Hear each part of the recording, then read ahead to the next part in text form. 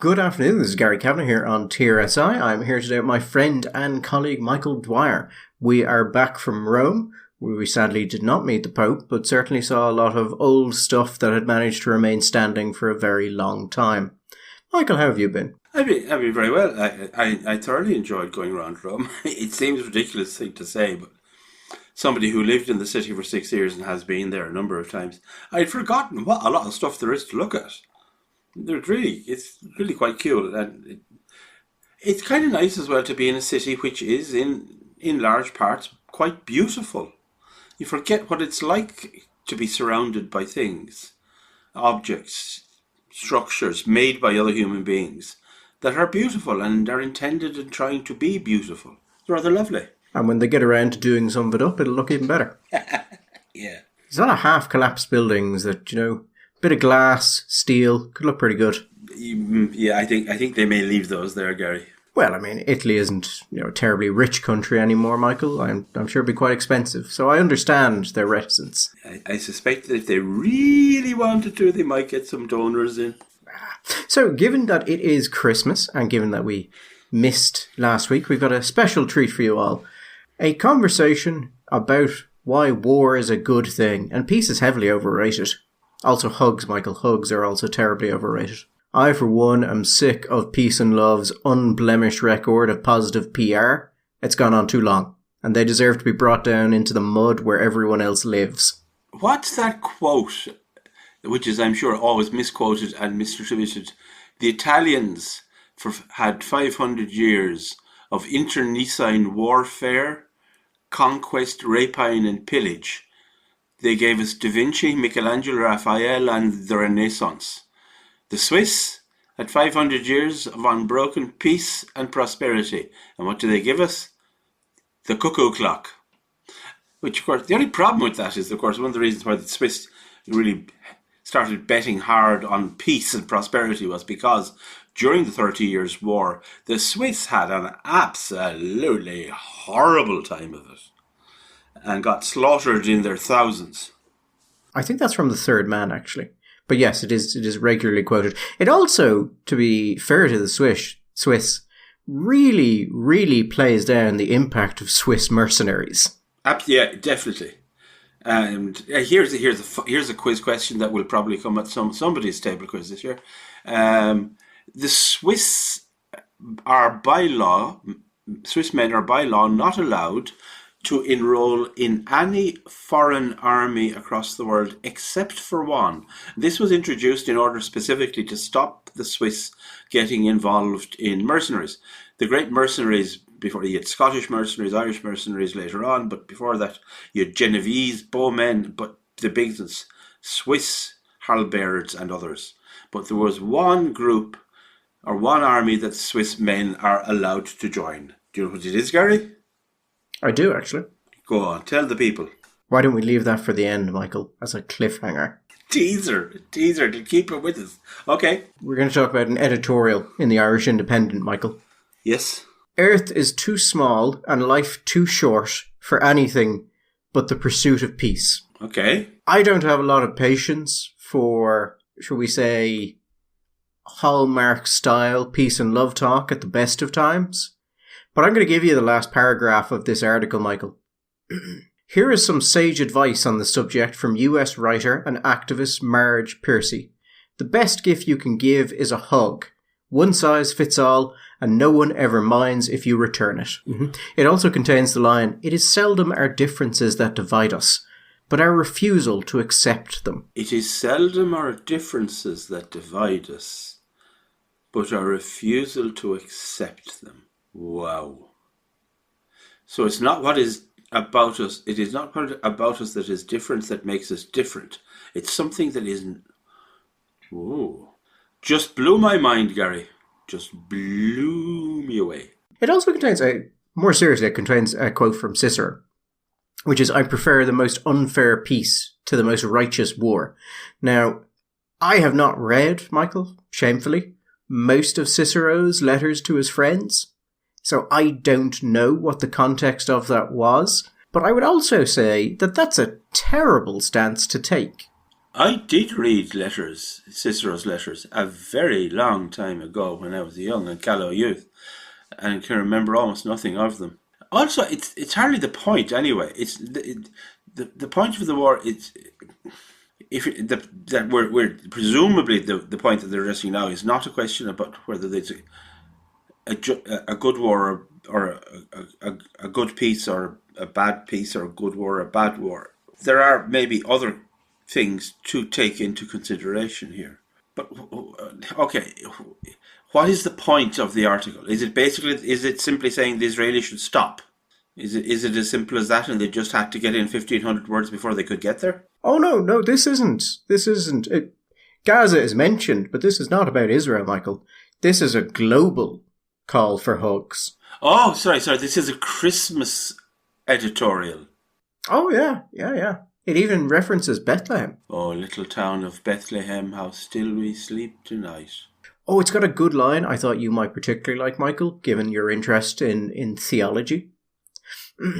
That so many beliefs and religions have been weaponized to create lines of separation instead of the bonds of common humanity for which they were spun should not take from their essential values. Yeah.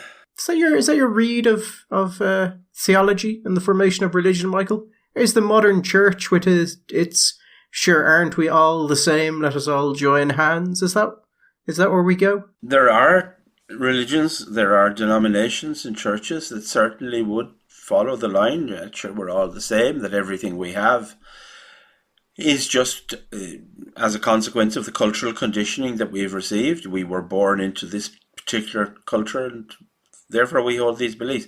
There are other religions out there, Gary, which make what are known as truth claims. In other words, they say, this is true. This is what happened. This is what is happening, and this is what's going to happen. And because of that, we think that you should behave in a certain kind of way. And if you don't, that there are certain kinds of things we can get to do to you if you don't do the things we think you should be doing. Because God told us. So I think it depends very much on what kind of religion you talk about. Religions that take truth claims. Because I suppose the thing is, a lot of liberals don't take religion terribly seriously. And when they want to be nice about religion, they kind of say, well, all religion is basically the same. It's all, in a sense, a manifestation of the higher origins of human beings for a form of spirituality, for a sense of purpose in the universe, a sense of awe, a sense of beauty and aesthetic. And therefore, they're all the same. It may be the case, Gary, however, that while there is an element of truth to that not all manifestations of this religious impulse are in fact the same. And that if you were going to go to read the sacred texts of the various different religions, whether it's the Baha'i or the Sikh or the Taoist or the Christian or the Muslim or the Jew or whoever you want, that you might come away feeling that they actually had fundamentally different understandings about the way people should organize themselves in the world. So you might say that Christ, on one hand, and Quetzalcoatl on the other, don't have a lot in common. Well, Christ, to my knowledge, had very little interest in chocolate. That is true. Or blood sacrifice.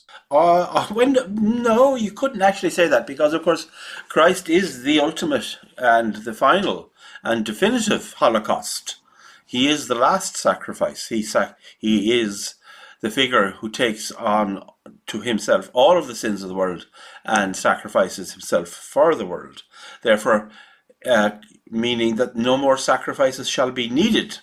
Quetzalcoatl, on the other hand, was... Further sacrifices will be needed. Further sacrifices very definitely will be needed. Anyway, so the independence is causing for peace and goodwill to all men. I mean, I don't want to be that guy, Gary, but really, what is so wrong once a year with going and saying, you know what, all the killing and the suffering and the stuff, maybe lads, not do so much of it? I mean, what's the harm, really? Seriously, what's the harm in saying war is hell? I hate this sort of over-sentimentalized crap where we're going to say this thing because the right thing to say, and we're just going to fill it start to finish with cliches and string it together with random quotes. But it's nothing. It is useless. And beyond that, I think there is an important point that there are absolutely things that are worth fighting for. Whether that is individually or in an organised fashion, as in a war. And this there's an underlying presentation of peace, Michael, that I fundamentally disagree with. The idea that peace is simple and easy to get to and just involves people recognizing that we are all humans, separated only by our unwillingness to accept our similarities. Well, okay. Now, that point I will take, because I think the point you're making is analogous to the point that Thomas Sowell makes about poverty. He says that in an awful lot of the discourse in economics, economics of a certain kind, but certainly in popular discourse, people talk about wealth and poverty as if these were choices we make. Well, the reality is that poverty is the natural state of human beings, and that we have to do certain kinds of things to stop being poor. And we pretty well know what those things are, because we know when we say stop being poor and stop most people being poor. There have been places in the world that have been very, very rich, but only very, very few people. I mean, for a very long time, there were many people in China or in India that were very, very rich, but very many people were also very, very poor. But the idea of some kind of a distributed level of wealth is basically something which has happened with the rise of market economics functioning coming out of Europe. So that sense that, yes, I think I take your point. I mean, if you talk to anthropologists who are going to be honest with you, or social psychologists, they would tell you the first thing that's true about the human being is that we are groupish. This is a phrase that Jonathan Haidt uses a lot. He says, we are groupish, we are tribal, we are shaved apes. And I think a salutary thing to do every so often is to go on YouTube and look up, you know, those videos of chimpanzees hunting monkeys? Oh, yes, good fun. Yeah. Remember, they are our closest cousins in the animal world. They are the animals that are closest to us. And Gary, they're having a good time of it. But they're having a horrifically savage time of it also. So the idea that peace, it seems to me far more likely that peace is something which is very difficult and hard and also is usually the consequence of a certain kind of political organization. Because also, if nothing else, and it is also about the rule of law. And increasingly, when we talk about relationships between other states, we're talking about international law, which, as Gary likes to point out, is very often just a notion rather than a reality. So on to the next problem with peace. Yeah. The idea that peace is the most important thing. If you're in a situation, Michael, where, let's say you have peace, but you don't have freedom. Yeah. Is it justified to fight against that? Because if peace is the most important thing, then no. Or if you're in a system where there is peace, but let's say there is hoarding of wealth amongst a tyrant or an elite, and your family is starving, well then, if peace is the most important thing, your duty is to die quietly. Are we really having this conversation? Yes. Okay, fine. Well, first of all, I'll go back to Aquinas, and I will agree with Aquinas. I'm sure he's delighted. Aquinas would say, first of all, like all of the medievals, well, most of the medievals anyway, he would say that there exists such a thing, a right, what was called a right of tyrannicide. That if you are ruled over by an unjust tyrant who imposes unjust laws and misery on the people, then the people have the right to rise up against the tyrant and to depose him using violence. The people have a right not to obey unjust laws. However, Aquinas does come along with this qualification.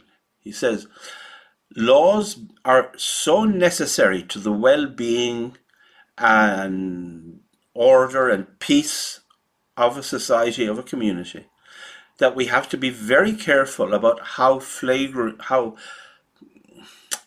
would I put this? How eagerly we go after law breaking.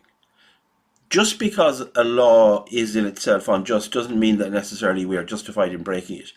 If the law is inconsequential, if the outcomes of the law are not so terrible, if they don't really damage our lives so much, if it's an annoyance, it's a pettifogging thing, the importance of keeping the law is higher than the morality, shall we say, of breaking the law. So we have to have a very high value on law, and therefore we have to be careful about when we choose not to. Now, the second thing is, not to be sounding too postmodern about it, Gary, we need to look about what we mean by the word peace. Because if you have a society where you have food is being hoarded by a small elite, and many, many people are in fact, as a consequence of that, dying of hunger, then I think you can have a very reasonable argument to say that that is not a society which is at peace anyway. That you're killing people, you're not killing them with guns or with bullets or with pikes, but you are systematically engaged in violence against them. It might shock you to learn this, Michael, but the editorial team of the Irish Independent have put considerably less thought into what they mean by peace than Aquinas. I am shocked by that. Which is important to me, as I'm not arguing against Aquinas. I'm arguing against the editorial board of the Independent. Okay. All right, okay. And just as a final point, here's another line. Well, as I said, I think we mentioned the quote from Cicero, I prefer the most unfair peace to the most righteous war. But then it also says, experience reminds us, as has been said before, the earth is too small a star, and we are here too brief a spell for anything to matter more than the search of peace. I just disagree with that philosophically, and frankly, I think it would give Nietzsche a fucking field day. Also, considering Cicero engaged in wars against Caesar and against Octavian and Antony afterwards, and caused incredible havoc up and down Italy and across the Mediterranean in order to defend a simple principle, the principle of the Republic against the monarchy, what he believed was the oncoming monarchy. I'm not sure that Cicero really has been consistent on that. But then again, consistency is the hobgoblin of mediocre minds. Well, Michael, he said he would prefer it. He didn't say he wasn't willing to do it. Okay. Anyway, I speaking as somebody who I suspect is a physical and moral coward, I'm up for peace. Do you know what this is, Michael? This is The Last Man. The Last Man? Yeah. It's a Nietzschean concept in Thus Spoke Zarathustra. Yes, I'm aware. Yeah. How is it the last man, I suppose, is my question. I mean, look at these pallid, simple creatures without any passion or commitment. Absolutely no will to power. They're just... What we want is peace. What they want is comfort and ease, Michael. Just meaningfulness. You see, Gary, there you have, in fact, touched on a deep truth. Is this... We talk here at times a lot about things like freedom and freedom of speech and freedom to hold private property and freedom to do this and freedom to do that. And what have we observed in the wider world? The reality is that the large group of people out there don't actually really care about those things. They don't care about the great high freedoms. They don't care about the great rights. They care about having an ordered society, a warm place to sleep, a dry place to sleep, peace in the streets. And after that, not that terribly bothered. Look to our friends in El Salvador. Yeah. I just think that life should be, it should be about passion and will and a lack of contentment with doing things purely or just doing things because they keep you comfortable.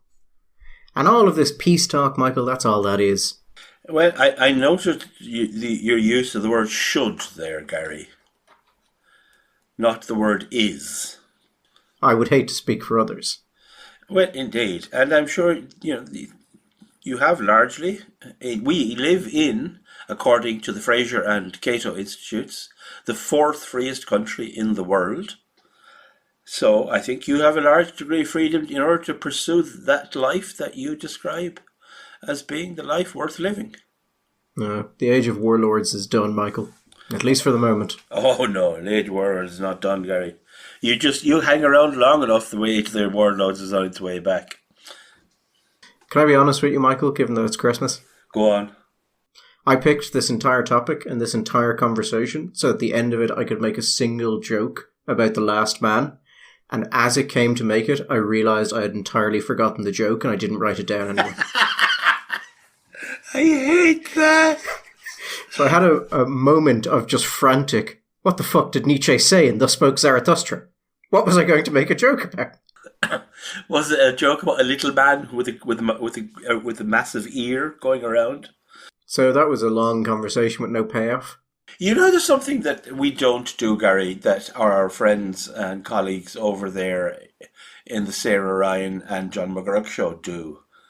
They give shout-outs and they talk about the listeners' responses and their criticisms and their plaudits and what nice things they say about them and sometimes what not nice things they say about them. And we never do that. And I'm happy enough because I'm happier really imagining that basically nobody ever actually listens to this because that makes me feel safer and happier. Anyway, I want to give you a shout out because we have had a number of comments, nice comments from Emer.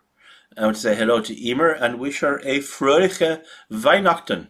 When you said the thing that we don't do that the other podcast does, I thought for a second that you were going to say accept or take on board any of the feedback that says the show is incredibly pompous or has delved so far into in-jokes and references that no one could reasonably be expected to understand that it is borderline incomprehensible at its worst. Oh, Jesus, Gary, I think that pompous ship has sailed long, long ago. Even I occasionally consider the show pompous.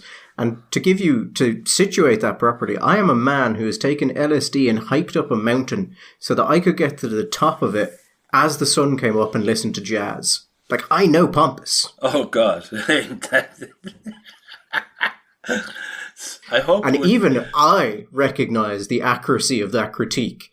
I'm just not going to do anything about it, because here's an important thing where we were talking about, not just doing things because we're comfortable. The show is deliberately not designed to have mass appeal. If it actually had mass appeal, that would be far more problematic to us, because then you start running into people who've heard things you said and you perhaps don't want that. Yeah. I am happy with the audience we have managed to cultivate. All of you are wonderful, and I love you all. In a very distant fashion. Let's not go too crazy, even at Christmas. Yeah, this is fantastic. I can't remember where it's from. It's, I think, Black Pentecostal preacher who has had the habit, which was quoted in a movie sometime, of when he finished his services, he would look onto the congregation and say, "I love each and every one of you, and there's not a damn thing you can do about it."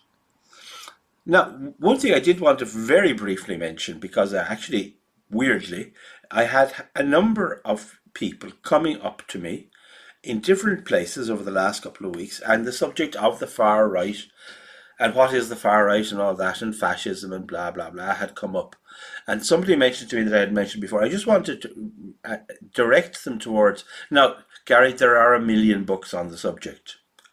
However, there is an Italian historian called Renzo De Felice who would be regarded, well, by some people as kind of the doyen of the history of fascism. He's written a 4-volume. I think he finished. Well, I don't know. Somebody maybe finished for him. It's a 6,000-page volume, Gary. 6,000 pages biography of Mussolini. So it's quite a bit. Anyway, the reason I'm giving him is because I read him and I liked it, but also because there's a list going around and I don't know what it is, and I should probably know what it is. because it's quoted at me as if this is a serious thing, by an American or an English historian, so sociologist maybe, I think it's historian, and it's basically listed. If you can tick the boxes on this list, then this is fascism, and it just didn't really. Before you were talking about Umberto Eco's Ur-fascism. No, I think that actually has more validity than this, but this to me just sounded like the kind of list that you could basically squeeze any system which was kind of right or centre into it and call it fascist. But Renzo De Felice, I think, is a good guy. Now, unfortunately, there's not an awful lot of his stuff which is available in English. There are, however, two books which you can get in English. One is The Jews in Fascist Italy, A History, which is published by Enigma Books in 2001. And there is also, he did an interview with Michael Ledeen in 1975, which is Interviste sul Fascismo, which is connected to another, I think, a short book, Il Fascismo, l'interpretation, the Fascism and the Interpretations of Contemporary Historians in 1970. Now, I think there is actually an English version of that available, which kind of goes through his way of looking at fascism. The two things you could say about De Felice, briefly, because we're not going to talk about him a lot, is first of all, he doesn't regard fascism as a reactionary force, as in a reaction to the rise of the left, but rather something which springs from the Enlightenment as a valid ideological expression of the needs or the desires of the bourgeoisie, in much the same way as Marxism. So it has in a sense a similar kind of ideological validity as Marxism, and that he felt there was no connection or valid comparisons between Italian fascism and German National Socialism. He thought they were two completely different political ideologies. He makes a distinction between fascism as ideology and fascism as regime, and fascism as regime is basically like the structure that Mussolini creates around himself to create the dictatorship that Mussolini desires and the power that he wants to abrogate onto himself. But that's separate to fascism as ideology. And I mean, the philosopher of fascism is Gentile, and Gentile is a real philosopher. He's a serious Hegelian, and I suppose you could say, like Marxism, fascism comes from this Hegelian school. Anyway, anybody's interested in actually understanding what fascism is, and this is, let us be clear, Gary, this is not an endorsement of fascism. I am much more a Benedetto Croce kind of a guy than I am a Gentile kind of a guy. I'm much more your sort of Burkean Tory Whig type. Not a fan of fascism at all, but it's just so fucking tiresome to hear people just use it like a word that means nothing, that you just can fill it up with your own meaning and then throw it like a piss-filled balloon at the head of somebody you don't like. It annoys me. Anyway, there you go. I just wanted to say that to anybody out there who was interested in it. That book, you can have a look, and it gives you a sense of the ideology, the Jews in Fascist Italy history. It's also just a really interesting book because it's a really interesting subject. The story of the Jewish experience during fascism. Anyway, Gary, moving on. Yes, there was one little thing. It was an interview that I want to mention. It was an interview that Ivana Bacik did with the Journal. Yes. And yes, we've got to note that the Bacik bounce seems to have been leading Labour into an open grave at current polling. But she's still technically leader of a party, at least for another year and a bit, so we've got to pay attention to her. But she said something quite interesting about the Constitution itself. They were talking about the upcoming referendum that the government are having, the referendum to remove women from the Constitution on International Women's Day, as one of them is now being referred to.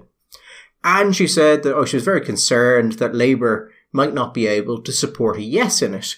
There's a cynical person, Michael, might say that the noise that's coming from the left-wing parties on this, about how they might not come behind it, is less because they're unhappy with the wording and more because they fear it won't pass. Yeah. And so they would prefer if it didn't pass, and they could say, well, of course it didn't pass because we didn't support it and it wasn't progressive enough, as opposed to, well, it didn't pass because people don't want this. Yes.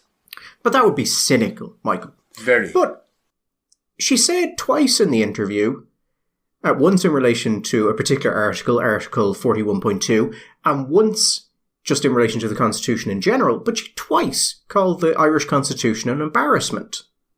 Now, the leader of an Irish political party referring to the Constitution governing the structure of the country as an embarrassment is quite a significant thing. It's not being treated as a significant thing because Irish people have a very strange approach to politics and Irish politicians have a very strange approach to politics. But it's not the sort of thing, I think, Michael, you would see the head of a European political party come out and say, because if they said it, they would know damn well that they were going to have to be able to back that up. And that if they were unable to back that up, people may actually not vote for them on that basis. Because, it's an important, some would say, the most important structural document of the state. So if it's an embarrassment, okay, the particular clause is an embarrassment, but how is the overall constitution an embarrassment? And she goes on to, when she's saying that the Article 41 is an embarrassment, she said that it's an embarrassment that we still refer to women as having a life within the home and mothers as having duties within the home, and there's no reference to fathers, which is at least an argument. Now, I would say even if one doesn't like the provision, I would probably stop short of saying it's an embarrassment because it doesn't actually compel anyone to do anything. Yeah. But, I don't know. What do you think on this, Michael? Am I just getting into one of those moods I get into where I start saying things like, that is actually quite important, perhaps we shouldn't just say shit about it? I think it's a really, on the face of it, odd thing to say. First of all, remember that Ivana is by training an academic lawyer. So this isn't the opinion of the roofer, the thatcher, or the accountant. This is the opinion of somebody who has spent their life, or a large part of their adult life, doing the law. She therefore must have some fairly decent understanding of it. It is unimaginable, pretty well unimaginable, that an American, for example, an American politician with any kind of desire to stay in politics, to come out and say that the American Constitution was an embarrassment. They regard it not much the way a serious Christian might regard Scripture. But leaving that aside, because maybe that's American exceptionalism, and that sense that America is this weird thing founded on an idea, and that, the founding fathers were this incredible bunch of people. But thinking like the basic law in Germany or the Italian Constitution, Italy is a republic founded on labour. Famously, the French, the Fifth Republic. It's hard to imagine a senior politician saying this about the Constitution without having what are the problems being generated by the Constitution? Now, I would preface this by saying that, as I said to you before, I think that the fact is that since this Constitution came in, there's a sense. The fact is that this is often referred to as Dev's Constitution, I think, is a clue about what is happening here. Now, the degree to which it ever actually was Dev's Constitution is highly speculative. The reality is, I think most of the Constitution, most constitutional lawyers say, and often it was really based on the French Constitution in 1948, so it's largely a pretty typical high liberal document. There are elements of it that are slightly different. The things that somebody like Ivana would have regarded as horrid and awful and objectionable, first, I would say that in the first place they weren't that horrid, and even if they were, they're gone. So, for example, the Constitution recognised the special place of the Catholic Church. Now, at the time, in 1937, there would have been a fair degree of pressure from certain elements within Ireland and without that Ireland would have decided to have an established religion, and that religion would have been the Holy Catholic Apostolic, Roman and Apostolic Church. But they chose not to. They say, oh, but the church has a special role, which it had absolutely, it seems to me, no juridical consequences, really. It also recognised the existence of other faith communities, like Presbyterians, Methodists, Anglicans, and Jews. And I don't think that that's something that should be discounted so quickly, that in 1937, when the rest of Europe was sweeping, and not just the parts that we think about of being the bad boys now, but some of the good boys too, were passing fairly significant anti-Jewish legislations and had systemically anti-Semitic systems of government and power and civil servants, universities, whatever, that the Irish Constitution recognised the existence of the Irish Jewish community is something which was both admirable and important. After that, what? It's strong on property rights. It's strong on family rights. If it's an embarrassment, then she should be able to point to a whole series of places where it fails functionally as a foundational document to be able to be the basis for the kinds of the laws that we want to pass today. I haven't heard that discourse. I haven't heard the great lacunae that exist because of the Constitution. Is the problem with the Constitution that it's too hard to change? That it requires a plebiscite of the people? Is that the problem? That she would prefer it to be done in Parliament? Which can be done. Some constitutions can be changed not by a plebiscite, but rather by maybe an extraordinary majority within Parliament. One thing I would note here is when I saw the comments by Ivana, it got me thinking about the plebiscite on the draft constitution in, as you said, 1937, Michael. And I started going through the Department of Environment, strangely enough, has published the details of every referendum published in the 20th century, and the results are broken down by constituency. And because that sounded more interesting to me than it probably would to a sane person, I started going through it, and there's some really interesting results. Like the draft constitution. I've said before I don't believe in compulsory voting, because I think there's a lot of people who just don't want to vote, unless it's something of immediate interest to them, or people who will rightfully say, well, I don't know what's happening, so I'm not going to vote because I legitimately don't know which way I should vote, which I think is a laudable thing for someone who legitimately is ignorant about what's happening to do. Do you know what the turnout was for the draft constitution vote? God, I should know that. I'm sure at some stage in my life I did know that. I have no clue. 75%. All right, okay, decent. Decent, but, not 90%. But the one that I found most interesting, and I only do one of them, although there are, I'll put a link to this in the thing so people can look at it if anyone else is interested in it. The referendum on the voting system in 1959. Now, this lost, but it only lost by about 33,000 votes. But here's what it was. It is proposed in the bill to abolish the system of proportional representation and to adopt instead a system of single-member constituency, each voter having a single, non-transferable vote. Yes. That came so close to passing.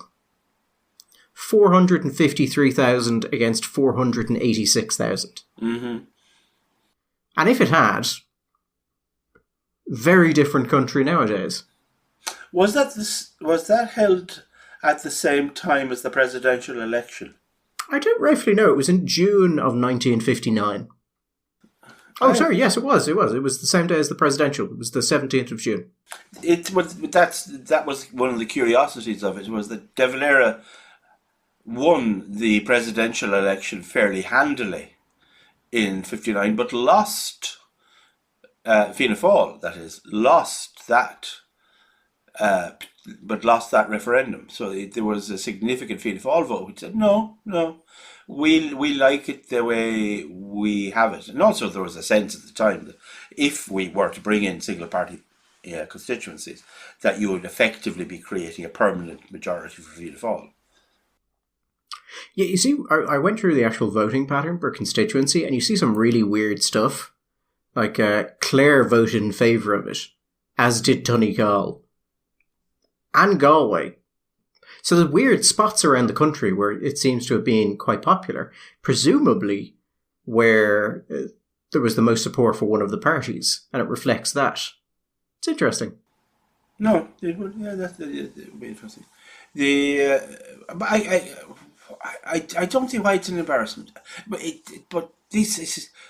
But was she asked why?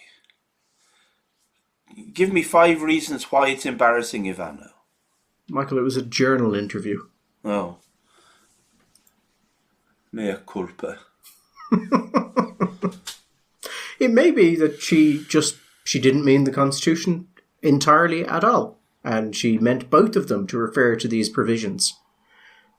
But I suppose I would there relate back to the fact that the Irish, as you mentioned, Michael, when the Irish Constitution was brought in, it was considered to be a very progressive document in many ways. I think the areas of it which have been the most limiting have either been removed or amended, or were found ultimately to actually not be that limiting at all. And that they were more sort of narrative than anything else, and really had very little influence in the courts. And at the risk of repeating, because I'm fairly sure I've said this before, that when the Constitution was introduced, the way a Constitution would have been understood as a legal document would have been rather different than the way it became to be understood. So, for example, we have what you could call our Bill of Rights section in the Constitution. And from the contemporary documents, it seems to be the case that it was believed that what these would be headlines for the legislature to aim towards. These would be like, what do you call them? Pharos. What's a pharos in English? Lighthouses. They would be lighthouses. They would be guiding lights towards which the legislature should go. This was the kind of state we should try to be. Because in the 30s, we were still very much under the influence of English legal theory. And English legal theory was absolutely dominated by the notion that Parliament is sovereign, that law is what is written, law is positive, what is written on the page is what the law is, but that Parliament is sovereign. Obviously, the United Kingdom had no written constitution. It's really only later on, as you get new generations of lawyers coming up from the universities, influenced, admittedly largely by Catholic natural law theory, in the late 40s and the early 50s, that you start to see a change in the understanding of the way the Constitution is operated, and how we find that in the people start to discover rights in the Constitution that are not explicitly there, unenumerated rights that are found in the penumbra of the Constitution. And that certain kinds of things become these strong rights, these very strong vindicated rights. But it's my understanding anyway, and if we have a constitutional lawyer on listening who thinks that I'm totally off base, please leave a comment, and maybe we'll get back to you, we'll talk to you about it. But that when it was written, it really was very much in that English liberal legal tradition, that these guarantees were guarantees, but they would be basically certain, they would be fleshed out and described by legislation produced in Parliament, rather than be sticks with which we could beat parliamentarians, which is how we see the Constitution now. Moving on from the Constitution, but staying within the wheelhouse of Labour. Oh, yes. Michael D. Higgins and his expenses. Yeah. Do you remember we talked about this before? We talked about Michael D. Higgins and his promise, if he was elected again, to detail all of his expenses, which he then, after he was elected, released a book where I believe legitimately one of the items on the accounts was etc. Yeah. Anyway, Senator Gerard, and I always struggle with the man's name, and I should. Crockwell? Crockwell? We go with Crockwell? Crockwell, sure. Strong name. Senator Jerry Crockwell has its Maybe not the launched right name, but a strong name. And the Irish Mirror describes this as a scathing attack on the president. Sarcastically, Gary, you could learn from this man, referring to him as the great socialist and defender of the marginalised. I'm quoting here. When Michael D. Higgins ran for office as President of Ireland, he gave his word that he would seek only one term, recalled Crowell. As we all know, he adapted to the trappings of office and decided to contest a second term. The independent senator called, and this is an interesting one, called on Senator Higgins or Mr. Higgins on Luchthansa, I should say, to publish details of contractors who have received funds from the office's €250,000 budget for professional consultancy and other services. Are these people selected through an open and transparent competition, he asked. Well, that's not an unreasonable question. Or is it? I don't know. Is it? Well, I think a note that we should make here, because this is something I've run into myself, the Office of the President is entirely exempt from freedom of information requests. I can't remember what the situation before was. I think it was in relation to either his expenses when he released them, and it was clear that they were not sufficient for what he had promised. It was basically a piss take.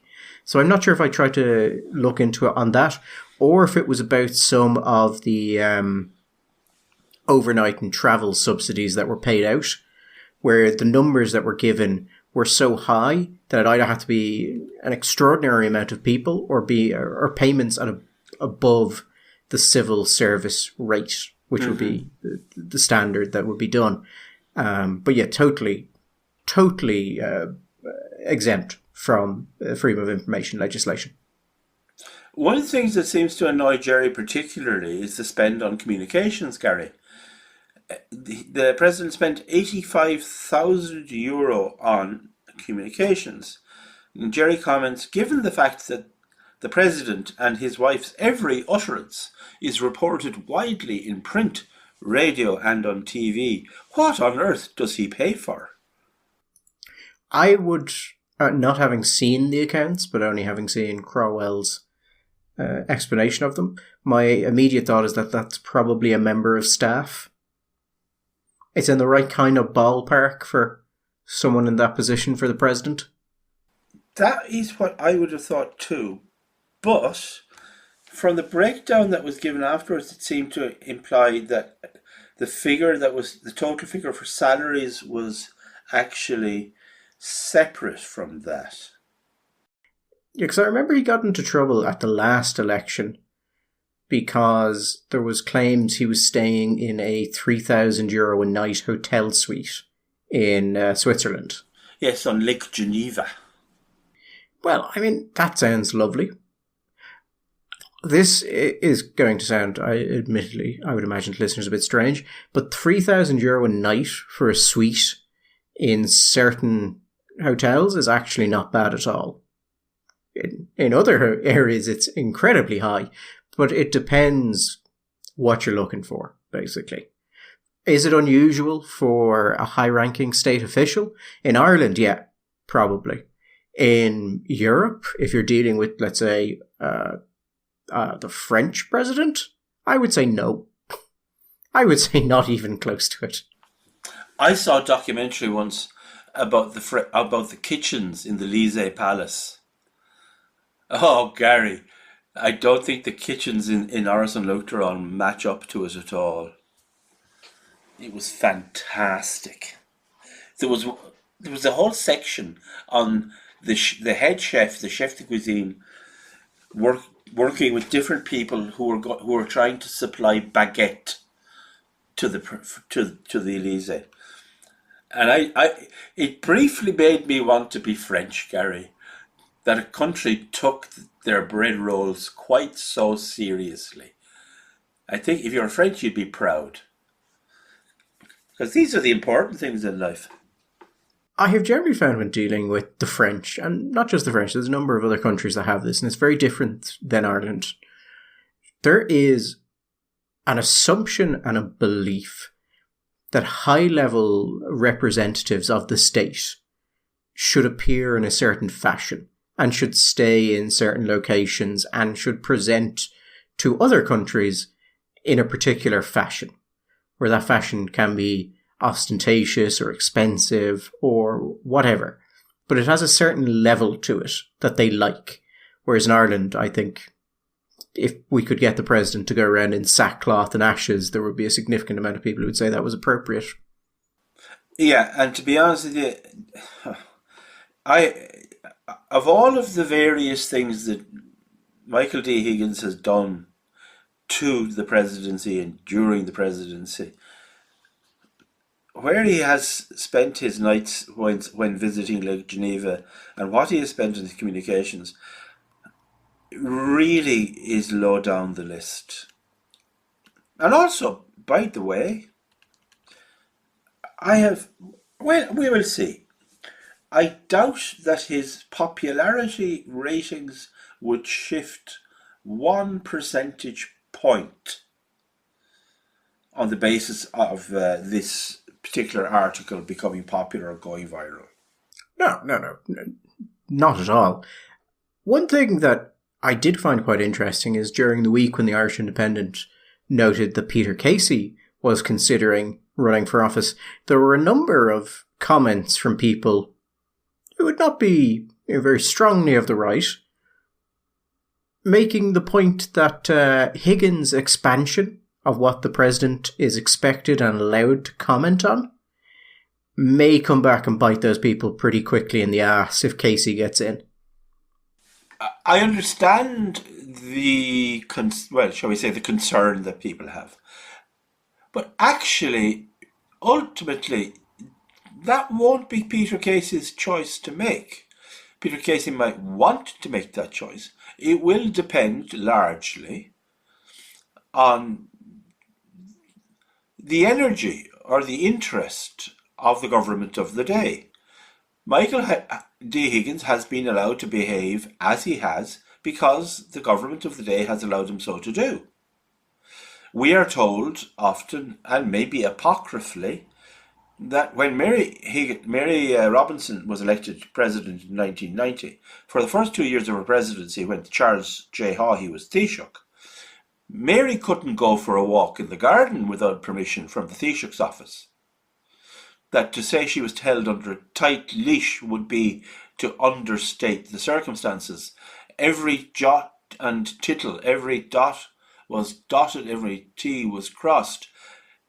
So it is the fact that under the law, the president has to submit to the wishes of the cabinet and of the Taoiseach. And if the cabinet and the Taoiseach go on to come down hard on him and control him, there's very little he can do about it. He can have the odd burst out, but realistically speaking, if he's going to stay within the parameters of the law, he'll have to deal with it. He'll have to live with the government. He'll have to find a more subtle way of being subversive than the way that Michael D. Higgins hasn't had to do anything because he hasn't been in any way controlled. There's been no desire to control him from the governments that have been in power whilst he has been president. So while there might be a concern that somebody who was elected, not like Michael, but someone from the right, might go on some kind of horrible right-wing rampage, I think actually it won't happen because the government will draw him in. And they'll just nail him to the floor and say you can't leave.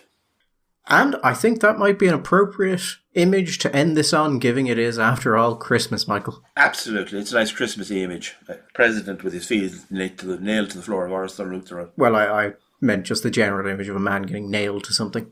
That happens later, Gary. That's Easter. Anyway, have a happy Christmas, a lovely St. Stephen's Day, and a lovely New Year. We will be back sometime in the middle of it all. All the best.